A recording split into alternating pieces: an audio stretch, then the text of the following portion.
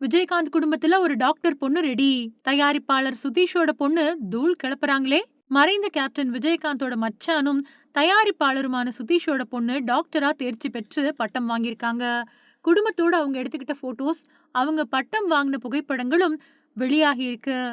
விஜயகாந்தோட பையன் சண்முக பாண்டியன் நடிப்புல வெளியான படைத்தலைவன் படத்தையும் கேப்டன் சினி கிரியேஷன்ஸ் சார்பில் தயாரிப்பாளர் சுதீஷ் தான் வாங்கி வெளியிட்டாரு. தேமுதிக தலைவர் பிரேமலதாவோட சகோதரரான சுதீஷ் குடும்பத்தில இருந்து ஒரு டாக்டர் உருவாகி இருக்கிறது கேப்டன் ரசிகர்களுக்கு சந்தோஷத்தை கொடுத்திருக்கு. குடும்பத்துல நடிகர்கள், தயாரிப்பாளர்கள், அரசியல் தலைவர்கள் அப்படின்னு பல பிரபலமா இருந்தாலும் அதையெல்லாம் விட்டுட்டு நல்லா படிச்சு சுதீஷோட பொண்ணு ஜானுஸ்ரீ டாக்டர் பட்டத்தை பெற்றிருக்காங்க. இயக்குனர் சங்கரோட பொண்ணும் டாக்டரா படிச்சு பட்டம் வாங்கினவங்க தான். ஆனா அதுக்கு பின்னாடி டாக்டரா செயல்படாம நடிகையா மாறிட்டாங்க. சினிமாவுல சாய் பல்லவியில இருந்து பல நடிகைகள் டாக்டருக்கு படிச்சுட்டு நடிகைகளா இருக்கிறாங்க அப்படிங்கிறதும் கூடுதல் தகவல்.